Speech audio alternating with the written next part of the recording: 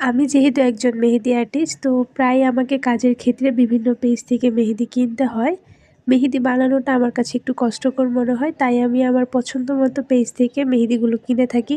আজকে আমি যে মেহেদিটা আনবক্স করছি সেটা হচ্ছে মেহজাবিন মেহেদি হাউস মেহেদির পেজ থেকে নেওয়া। এই যে ওনাদের হচ্ছে আমি প্রথমে যে কাগজটা দেখালাম, এখানে হচ্ছে সকল রকমের নিয়মকানুন দেওয়া আছে।